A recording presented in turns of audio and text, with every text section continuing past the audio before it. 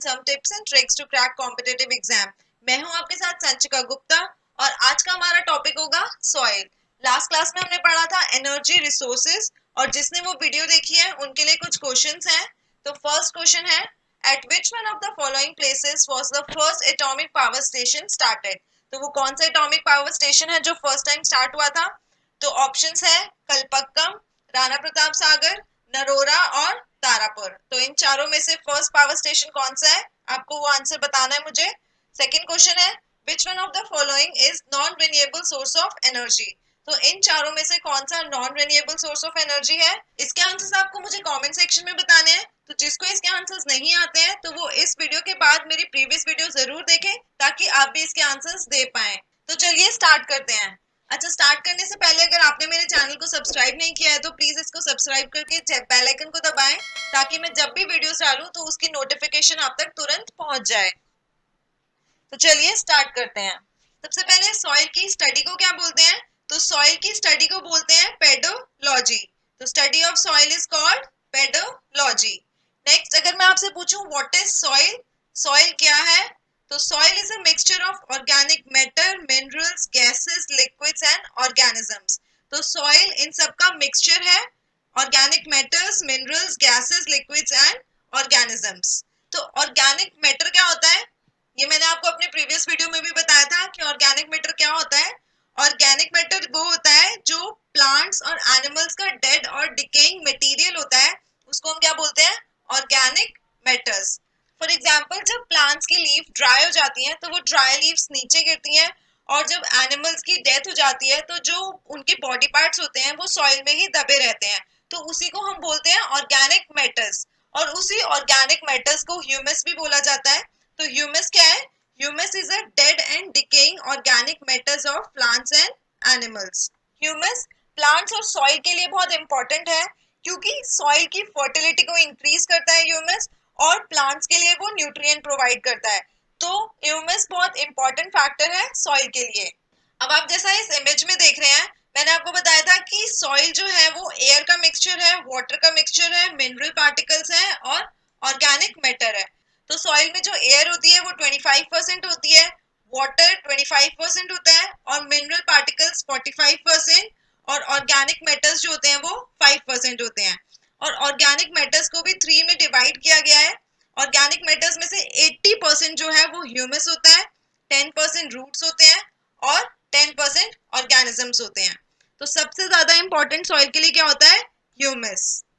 Humus मैंने आपको बताया था जो सॉइल की फर्टिलिटी को इंक्रीज करता है और प्लांट्स को न्यूट्रिएंट्स प्रोवाइड करता है। तो ये है सॉइल, जिसमें आपको ऑर्गेनिजम्स में मिलेंगे, इसमें जैसे अर्थवॉर्म्स वगैरह मिलेंगे आपको इसमें, और इसमें ह्यूमस कंटेंट होगा कितना परसेंट? 80% ह्यूमस कंटेंट होगा, 10% ऑर्गेनिजम्स और 10% रूट्स। नेक्स्ट है मिनरल पार्टिकल्स। तो सॉइल में 45% मिनरल पार्टिकल्स होते हैं, और इन पार्टिकल्स को भी उनके साइज के अकॉर्डिंग कैरेक्टराइज किया गया है। तो फर्स्ट है क्लेई सॉइल, जिसके अंदर जो पार्टिकल्स होते हैं वो सबसे छोटे पार्टिकल्स होते हैं और ये एकदम चिकनी मिट्टी की तरह होती है। नेक्स्ट है सिल्ट एंड लूमी सॉइल, जिसके पार्टिकल्स क्लेई सॉइल से थोड़े बड़े होते हैं, और ये जो मिक्सचर होती है सैंड और क्ले सॉइल का होती है।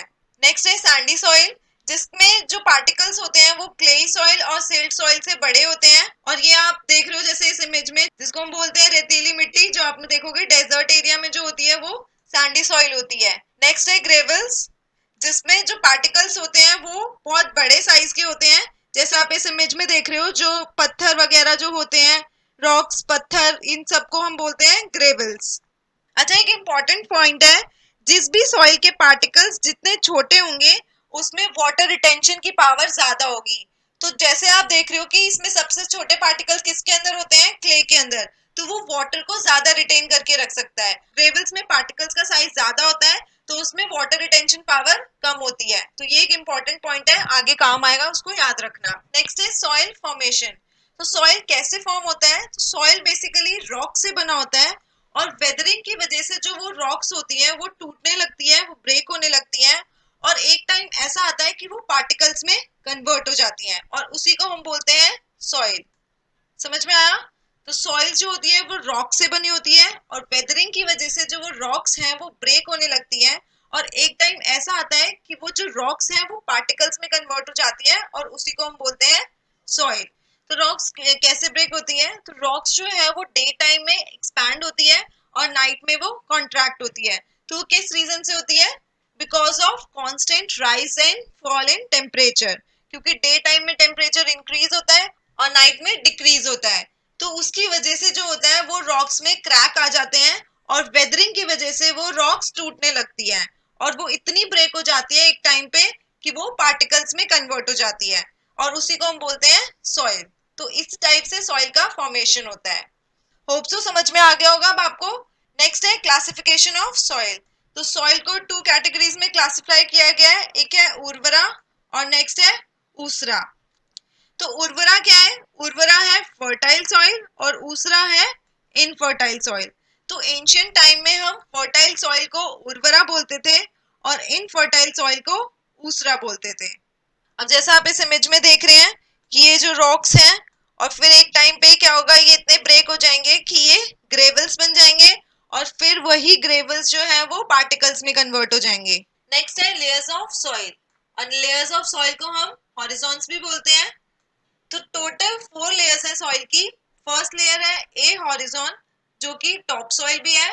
तो टॉप सॉइल क्या होती है? टॉप सॉइल में जो होता है ह्यूमस और मिनरल कंटेंट बहुत ज्यादा होता है और अब ये ऑब्वियस है कि अगर टॉप सॉइल में ह्यूमस और मिनरल कंटेंट ज्यादा है तो वो मोस्ट फर्टाइल लेयर होगी।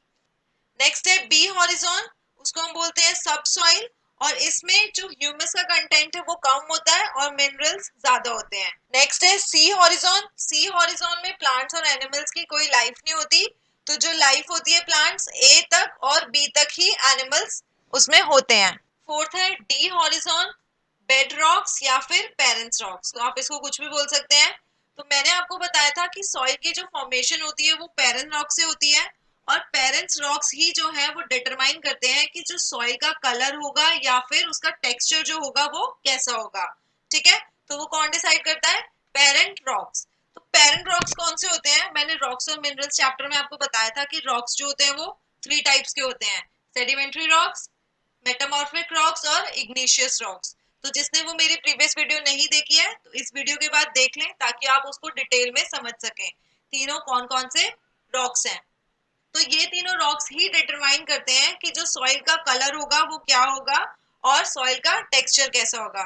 फॉर एग्जाम्पल अगर आपका जो रॉक्स है वो बसाल्ट रॉक है, बसाल्ट रॉक कौन सा है? Igneous rocks. तो अगर आपका इग्निशियस रॉक से सॉइल फॉर्मेशन हुआ है तो वो जो सॉइल होगी वो ब्लैक कलर की होगी और अगर आपका सॉइल का फॉर्मेशन जो है वो मेटामॉर्फिक रॉक से हुआ है तो उसका कलर क्या होगा? Red colour. तो पेरेंट्स रॉक्स ही है जो डिसाइड करता है कि जो उसका टेक्सचर होगा या फिर कलर वगैरह होगा या फिर उसकी फिजिकल प्रॉपर्टी, केमिकल प्रॉपर्टी, वो सब डिटरमाइन करती है पेरेंट रॉक। तो जैसा आप इस इमेज में देख रहे हैं तो ये वाली जो लेयर है ये है टॉप लेयर और टॉप लेयर में मैंने आपको बताया था कि ह्यूमस और मिनरल कंटेंट ज्यादा होता है, ये मोस्ट फर्टाइल लेयर होती है। तो जो प्लांट्स वगैरह ग्रो करते हैं वो इसी लेयर में करते हैं क्योंकि ह्यूमस कंटेंट जो है वो उनको न्यूट्रिएंट प्रोवाइड करता है और सॉइल को फर्टाइल बनाता है। और इसमें मैंने आपको क्या बताया था, टॉप लेयर में क्या क्या चीजें होंगी? ह्यूमस होगा, ऑर्गेनिजम्स होंगे और रूट्स होंगे। ठीक है, नेक्स्ट लेयर आती है सेकंड लेयर जिसको हम बी हॉरिजॉन भी बोलते हैं और सब सॉइल भी। तो इसमें जो ह्यूमस कंटेंट होता है वो बहुत कम होता है और मिनरल कंटेंट ज्यादा होता है। वो थर्ड लेयर जो है सी हॉरिजॉन, इसमें प्लांट्स और एनिमल्स की कोई लाइफ नहीं होती। तो जो रूट्स हैं वो सिर्फ सेकंड लेयर तक ही होती है और एनिमल्स भी सेकंड लेयर तक ही होते हैं, थर्ड लेयर तक उनकी कोई लाइफ नहीं होती क्योंकि यहाँ पे ह्यूमस कंटेंट बिल्कुल नहीं होता है और उनको जो न्यूट्रिएंट प्रोवाइड करते हैं वो नहीं मिलेंगे, तो वो यहाँ पे सरवाइव नहीं कर पाते हैं। नेक्स्ट फोर्थ जो हॉरिजॉन है वो है डी हॉरिजॉन और इसी को हम बोलते हैं बेड रॉक या फिर पेरेंट रॉक। तो यही डिसाइड, पेरेंट रॉक मतलब जिस रॉक से ये सॉइल फॉर्म हुई है। तो ये इग्निशियस रॉक्स भी हो सकती है, मेटामॉर्फिक रॉक्स भी हो सकती है या फिर सेडिमेंट्री रॉक्स भी हो सकती है। तो ये तीन रॉक्स ही डिसाइड करेंगे कि इसका टेक्सचर या फिर इसका कलर क्या होगा और ये इंपॉर्टेंट लेयर्स हैं, कई बार इससे रिलेटेड एग्जाम्स में क्वेश्चंस भी पूछे गए हैं। नेक्स्ट है टाइप्स ऑफ सॉइल। तो ICAR की तरफ से सॉइल को 8 कैटेगरीज में क्लासिफाई किया गया है। 8 क्लासिफिकेशन कौन कौन सी है? तो फर्स्ट सॉइल है alluvial soil, black soil, red and yellow soil, laterite soil, arid soil, forest soil, saline soil and पेटी सॉइल। तो हम नेक्स्ट स्लाइड में इनको डिटेल्ड फॉर्म में पढ़ेंगे। तो फर्स्ट सॉइल है alluvial soil. Alluvial soil most important soil है। ये इंपॉर्टेंट किस लिए है? क्योंकि 40% जो एरिया कवर करती है वो एलुवियल सॉइल ही कवर करती है। और ये जो सॉइल है मोस्ट फर्टाइल सॉइल है, और मोस्ट फर्टाइल होने की वजह से ही सबसे ज्यादा कल्टीवेशन जो पॉसिबल है वो एलुवियल सॉइल में ही पॉसिबल है। और ये जो सॉइल है ये मोस्ट फर्टाइल सॉइल किस वजह से है? क्योंकि जो इसका सोर्स है वो हिमालयन रिवर्स हैं।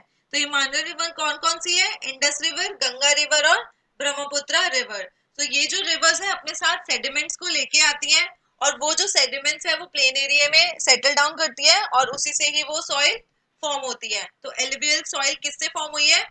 एलुवियल सॉइल, ये जो हिमालयन रिवर्स अपने साथ सेडिमेंट्स को लेके आती हैं उसी से एलुवियल सॉइल फॉर्म हुई है।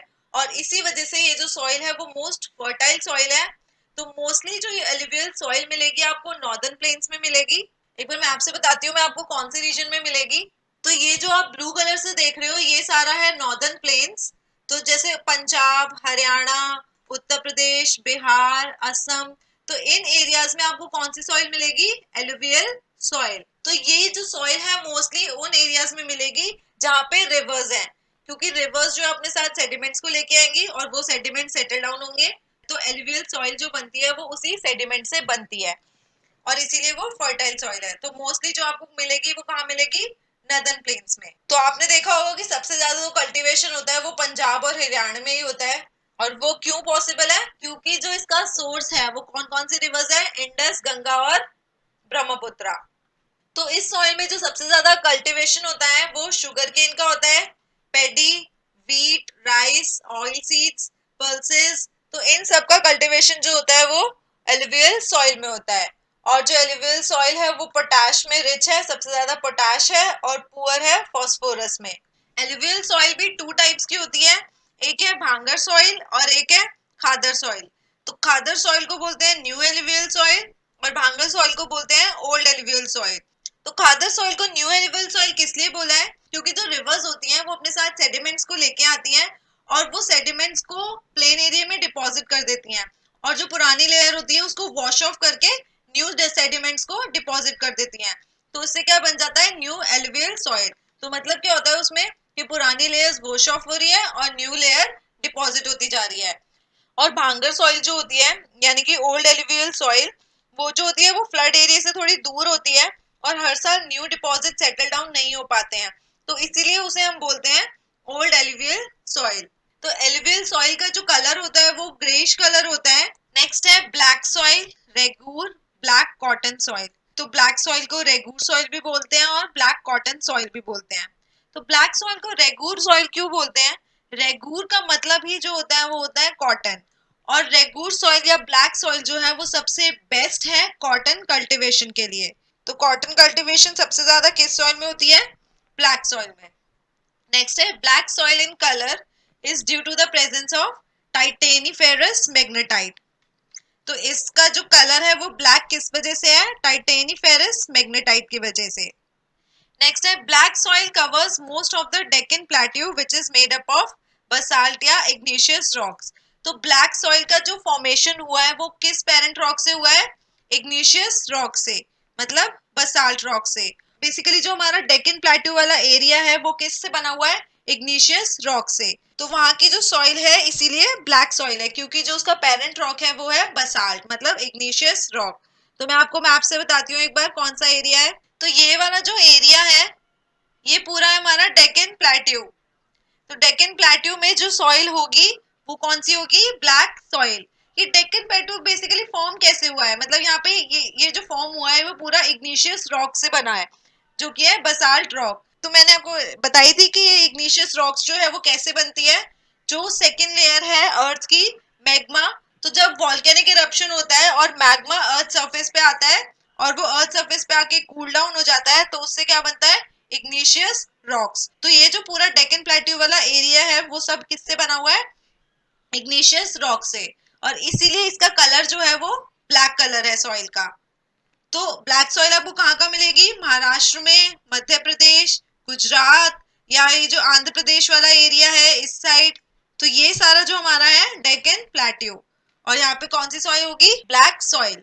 और इस इग्निशियस रॉक्स में क्या प्रेजेंट होता है? इस इग्निशियस रॉक्स में प्रेजेंट होता है टाइटेनिफेरियस मैग्नेटाइट, जिसकी वजह से ये कलर ब्लैक होता है। ब्लैक सॉइल जो है वो क्लेई सॉइल है, और मैंने आपको बताया था कि जिसमें जितने छोटे पार्टिकल्स होंगे उसमें वाटर रिटेंशन की पावर ज्यादा होगी। मैंने आपको बोला था ना कि आगे काम आएगा, तो इसमें आपको काम आएगा। तो ब्लैक सॉइल जो है वो क्लेई सॉइल है, तो इस सॉइल में जो पावर होती है वो वाटर रिटेंशन की पावर ज्यादा होती है।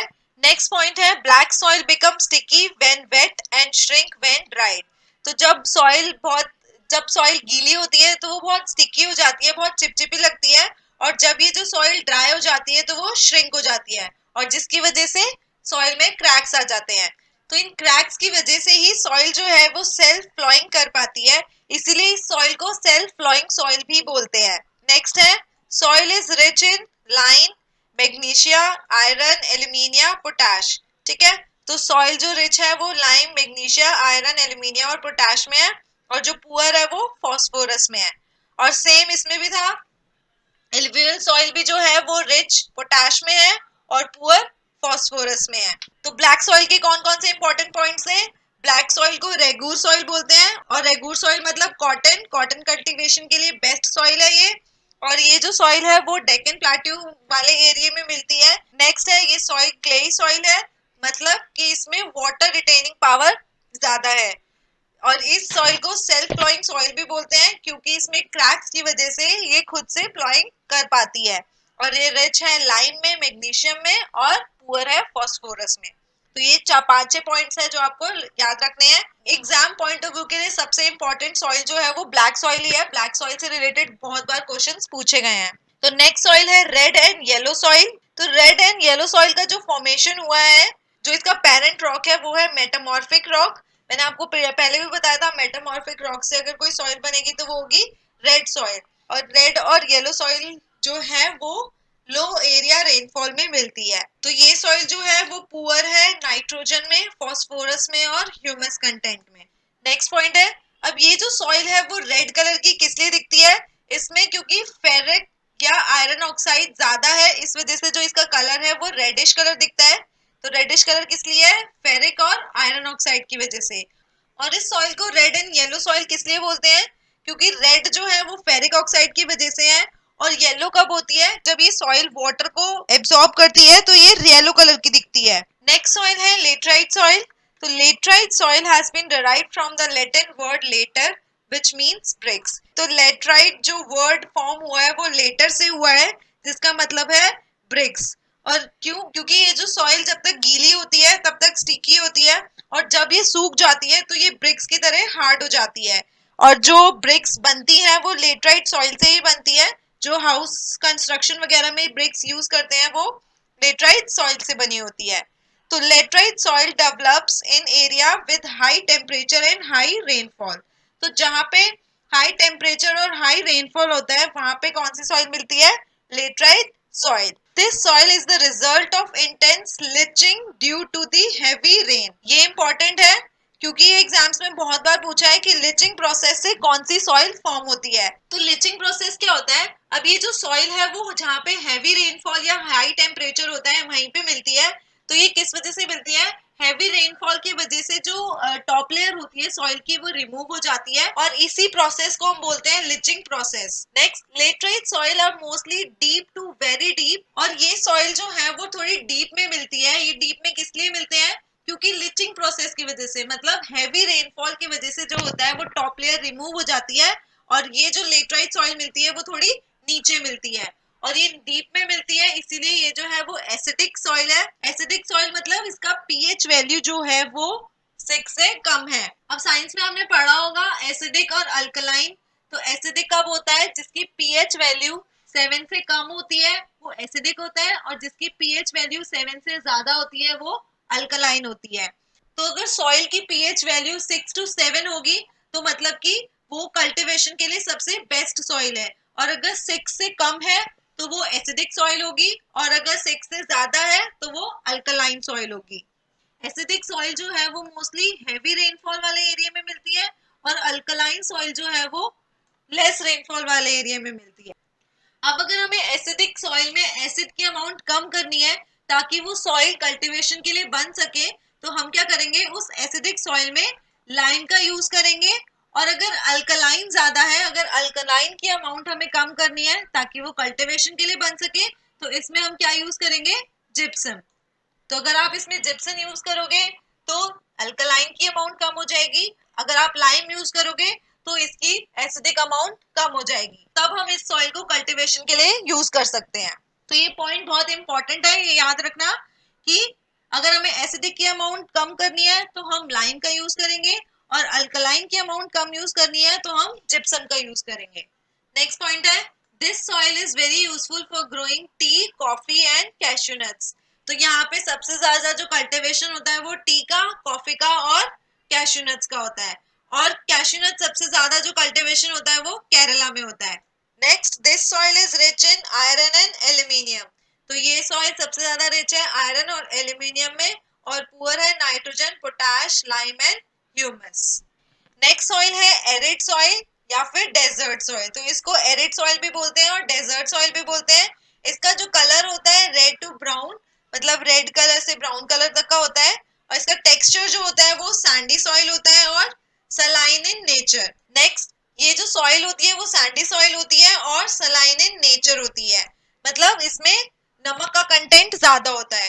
तो ये सलाइन इन नेचर कैसे होती है वो मैं अभी आपको आगे बताऊंगी। तो अभी आपको बस ये याद रखना है कि ये सैंडी सॉइल होती है और सलाइन इन नेचर होती है, और ये कहाँ पे मिलती है, जहाँ पे रेनफॉल लेस देन 500 सेंटीमीटर होती है, मतलब जहाँ पे बहुत कम रेनफॉल होती है। जैसे डेजर्ट एरिया वगैरह में जो सॉइल मिलती है वो होती है एरिड सॉइल, तो ये राजस्थान वाले एरिया में मिलेगी।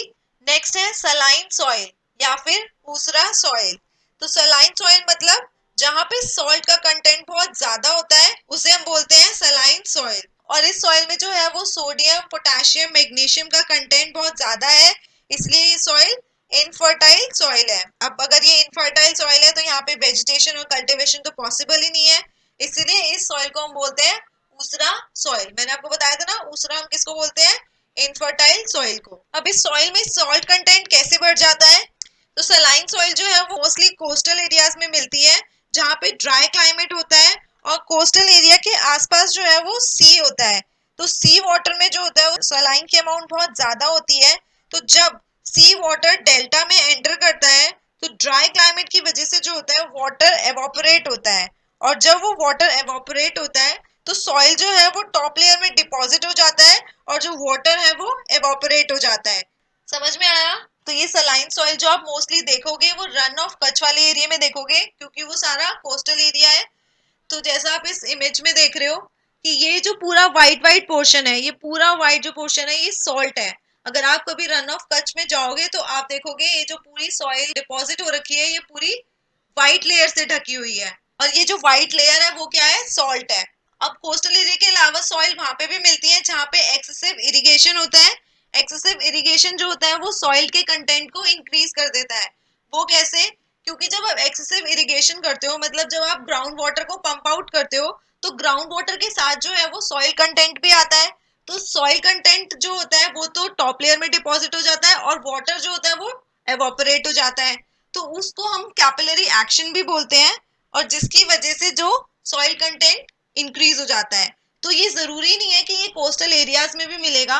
तो जहां पे भी अगर आप एक्सेसिव इरिगेशन कर रहे हो तो वो जो सॉइल है वो सलाइन सॉइल में कन्वर्ट हो जाती है। अब वो चाहे आप एलुवियल सॉइल में भी कर रहे हो, कहीं पर क्या होगा कि एलुवियल सॉइल है बट आप वहां पे एक्सेसिव इरिगेशन कर रहे हो, तो वो एलुवियल सॉइल भी सलाइन सॉइल में कन्वर्ट हो सकती है। तो उस प्रोसेस को हम क्या बोलते हैं, कैपिलरी एक्शन। और मैंने आपको बताया था ना कि अगर आपकी सॉइल अल्कलाइन सॉइल है तो अगर उसको कम करना है तो हम क्या यूज करते हैं, जिप्सम का यूज करते हैं। तो पंजाब और हरियाणा में मोस्टली अगर सलाइन सॉइल होती है या एक्सेसिव इरिगेशन होती है तो उसको कम करने के लिए क्या यूज किया जाता है, जिप्सम। नेक्स्ट सॉइल है पेटी सॉइल। तो peaty soils are found in the area of heavy rainfall and high humidity. अब हैवी रेनफॉल मैंने आपको लेटराइट सॉइल में भी बताया था कि लेटराइट सॉइल जो है वो जहाँ पे हैवी रेनफॉल होती है वहां पे मिलती है, और पेटी सॉइल भी मैं आपको बता रही हूँ कि जहाँ पे हैवी रेनफॉल होती है वहां पे मिलती है। बट दोनों में डिफरेंस क्या है कि पेटी सॉइल में जो जो 40 to 50% कंटेंट होता है वो डेड ऑर्गेनिक मैटर्स का होता है, मतलब कि ह्यूमस कंटेंट यहाँ पे बहुत ज्यादा होता है और लेटराइट सॉइल में ह्यूमस कंटेंट नहीं होता है। तो दोनों में डिफरेंस यही है कि पेटी सॉइल में ऑर्गेनिक मैटर्स या ह्यूमस कंटेंट ज्यादा होता है और लेटराइट सॉइल में कम होता है। पेटी सॉइल जो है वो अल्कलाइन सॉइल है और ये जो मोस्टली मिलेगी नदर्न पार्ट ऑफ बिहार में मिलेगी या फिर वेस्ट बंगाल, उड़ीसा या तमिलनाडु में। और ये जो सॉइल होती है ये हेवी सॉइल होती है और ब्लैक सॉइल होती है। और ये सॉइल हेवी किस लिए होती है? क्योंकि इसमें जो ऑर्गेनिक मैटर्स होते हैं, डेड ऑर्गेनिक मैटर्स होते हैं जो कि इसको हेवी बनाते हैं, तो इस वजह से ये सॉइल जो है वो हेवी सॉइल है। तो होप सो अब आपको सारी सॉइल क्लियर हुई हो। टोटल 8 सॉइल्स हैं। 8 सॉइल्स में जितने भी मैंने पॉइंट्स बताए हैं सारे इंपॉर्टेंट पॉइंट्स ही बताए हैं और ये सारे पॉइंट्स आपसे एग्जाम्स में पूछे गए हैं, तो ये सारे पॉइंट्स आपको क्लियर होने चाहिए। अब नेक्स्ट पढ़ते हैं सॉइल डिग्रेडेशन या सॉइल इरोजन। तो सॉइल डिग्रेडेशन क्या होता है? सॉइल डिग्रेडेशन मतलब जब सॉइल की फर्टिलिटी जो है या फिर उसकी क्वालिटी या फिर जो उसमें न्यूट्रिशन लेवल है वो कम होने लगता है, तो उसको हम बोलते हैं सॉइल डिग्रेडेशन। और ये सॉइल डिग्रेडेशन होने का रीजन क्या है? वो है सॉइल इरोजन। समझ में आया? सॉइल डिग्रेडेशन मतलब जब सॉइल की फर्टिलिटी मतलब जो सॉइल है वो इनफर्टाइल होने लगे, सॉइल में न्यूट्रिशन कम होने लगे या सॉइल की क्वालिटी खराब होने लगे, तो हम उसको बोलते हैं सॉइल डिग्रेडेशन। और इसका रीजन क्या है? सॉइल इरोजन की वजह से। तो सॉइल इरोजन क्या होता है? जो सॉइल की जो टॉप लेयर है वो वॉश ऑफ होने लगती है, मतलब रिमूव होने लगती है, तो उसको हम बोलते हैं सॉइल इरोजन। तो सॉइल इरोजन के रीजंस क्या है? तो फर्स्ट रीजन है विंड एंड वाटर। मतलब जो अब आपको पता है कि वाटर और विंड की जो वेलोसिटी है वो बहुत ज्यादा होती है, तो जैसे डेजर्ट एरिया वगैरह में जो हवा चलती है, बहुत तेज हवा चलती है, तो वो क्या करती है कि जो सैंड की जो लेयर है वो एक जगह से दूसरी जगह ले जाती है, मतलब जो उसकी टॉप लेयर है वो रिमूव करके एक जगह से दूसरी जगह डिपॉजिट कर देती है। तो मतलब विंड और वाटर जो है वो क्या करती है? टॉप लेयर को रिमूव करती है।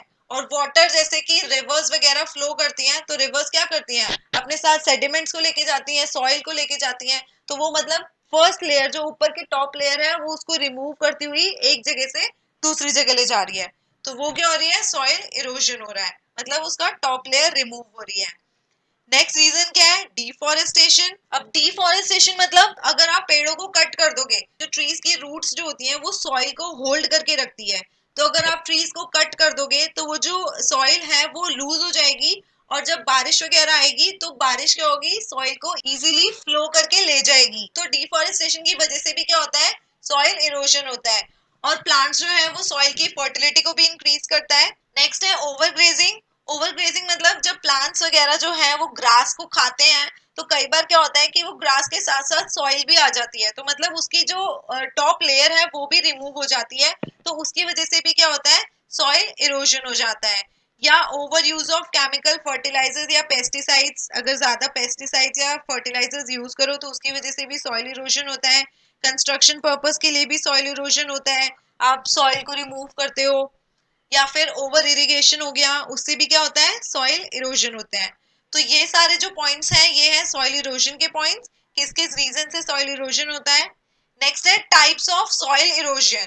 तो 4 टाइप्स के सॉइल इरोजन है। एक है splash erosion, sheet erosion, reel erosion and गली इरोजन। इससे रिलेटेड भी एग्जाम्स में क्वेश्चन पूछा है, तो ये टाइप्स भी देखने जरूरी है। स्प्लैश इरोजन क्या होता है कि जब बारिश आती है, तो जब वो बारिश है वो सॉइल पे पड़ेगी, तो जो सॉइल में पार्टिकल्स होते हैं वो छोटे छोटे, कई बार क्या होता है पार्टिकल्स रिमूव हो जाते हैं, मतलब यहाँ से रिमूव हो जाते हैं, जैसे आप इस इमेज में देख रहे हो कि जब जो बारिश पड़ेगी तो इसमें क्या होगा कि ये पार्टिकल्स जो है वो यहाँ से रिमूव हो जाएंगे, तो उसको हम क्या बोलेंगे?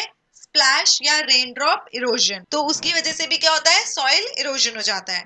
नेक्स्ट है sheet erosion, removal of soil in thin layers from land surface caused by the wind. तो शीट इरोजन क्या होता है? जैसे मैंने आपको बताया था कि डेजर्ट एरिया में अगर हवा चलती है तो वो क्या करती है कि पूरी की पूरी लेयर को रिमूव कर देती है, मतलब इसमें क्या है? पूरी की पूरी थिन लेयर रिमूव हो जाती है, तो उसको हम बोलते हैं शीट इरोजन।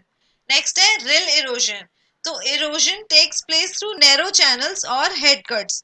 तो इसमें क्या होता है? जैसा आप इस इमेज में देख रहे हो, इसमें क्या होते हैं? ऐसे ये जो है छोटे छोटे नैरो चैनल्स बन जाते हैं जब बारिश वगैरह आती है या फिर रिवर्स फ्लो करती हैं, तो इसमें क्या होते हैं कि छोटे छोटे चैनल्स बन जाते हैं, इसी को ही हम बोलते हैं रिल इरोजन। नेक्स्ट है gully erosion. Process by which gullies are formed. इसमें क्या होता है, पूरी की पूरी गली बन जाती है। नेक्स्ट है कंजर्वेशन ऑफ सॉइल। तो अब आप इस सॉइल इरोजन को कैसे कंजर्व कर सकते हो, कैसे बचा सकते हो, उसके हम मेथड्स देखेंगे। तो फर्स्ट है टेरेस फार्मिंग। टेरेस फार्मिंग मतलब terrace farming basically hilly areas में किया जाता है, माउंटेन एरियाज में, क्योंकि जो हिली एरियाज होते हैं वो स्लोपी एरियाज होते हैं और वहां पे जो है सॉइल बहुत जल्दी इरोड हो जाती है। तो सॉइल इरोजन को कंट्रोल करने के लिए हिली एरियाज में क्या बनाए जाते हैं, टेरेस बनाए जाते हैं। जैसा आप इस इमेज में देख रहे हो कि इस एरिया में यहाँ पे स्टेप्स बना दिए गए हैं। पहले क्या होता है कि अगर आप ये नहीं करोगे तो वाटर है वो इजिली फ्लो कर जाएगा नीचे से, बट अगर आप टेरेस बना देते हो तो वाटर क्या है वो रुक रुक के फ्लो करेगा, तो इससे क्या होगा, सॉइल इरोजन कम होगा। ठीक है, तो इसी को ही बोलते हैं terrace farming. Next counter plugging. तो काउंटर प्लगिंग भी मोस्टली थोड़ा स्लोपी एरियाज में होते हैं, क्योंकि स्लोपी एरियाज में वाटर इजिली फ्लो करता है। तो इसमें क्या करते हैं कि हम काउंटर बना देते हैं, जैसे ये काउंटर बना देते हैं वाटर को रोकने के लिए, ताकि वो इजिली फ्लो ना कर सके। तो यहाँ पे जैसे काउंटर बना दोगे तो वाटर इजिली फ्लो नहीं करेगा, यहाँ पे भी क्या होगा, वाटर रुक रुक के फ्लो करेगा। तो इस तरीके से हम क्या कर सकते हैं, सॉइल इरोजन को कंट्रोल कर सकते हैं। नेक्स्ट है क्रॉप रोटेशन। क्रॉप रोटेशन मतलब कि सेम एरिया में हमें क्या करना चाहिए, डिफरेंट डिफरेंट क्रॉप्स को कल्टीवेट करना चाहिए, डिफरेंट डिफरेंट क्रॉप्स को ग्रो करना चाहिए। मतलब अगर आज आपने यहाँ पे वीट ग्रो किया है तो कल आप यहाँ पे राइस ग्रो करना, अगर आपने यहाँ पे राइस ग्रो किया है तो यहाँ पे वीट ग्रो करना। मतलब इसका जो कल्टीवेशन है वो रोटेट होते रहना चाहिए। तो इससे क्या फायदा होता है कि ये जो सॉइल की फर्टिलिटी को इंक्रीज करके रखता है और सॉइल इरोजन से भी कंट्रोल करता है। नेक्स्ट है मुल्चिंग मेथड। मुल्चिंग मेथड मतलब कि जैसा आप इस इमेज में देख रहे हो, ये जो ब्राउन ब्राउन कलर की है, मतलब ये ऑर्गेनिक ग्रास लगाई जाती है इसमें। ऑर्गेनिक ग्रास जो है वो सॉइल के मॉइस्चर को सस्टेन करके रखती है। मुल्चिंग प्रोसेस मोस्टली वहां पे यूज होती है जहाँ पे लेस रेनफॉल होती है या फिर लेस इरिगेशन होता है, इसीलिए यहाँ पे ऑर्गेनिक ग्रास लगा के सॉइल के मॉइस्चर को सस्टेन करके रखा जाता है और ये सॉइल इरोजन को भी कंट्रोल करती है। तो ये थी मेरी पूरी वीडियो सॉइल पे। होप सो आपको समझ में आई हो। अगर आपको कोई भी डाउट है तो आप मुझे कमेंट सेक्शन में पूछ सकते हैं, और हाँ, इस चैनल को सब्सक्राइब करना ना भूलें। तो चलिए अब मिलते हैं नेक्स्ट वीडियो में। Bye bye, take care, Tata.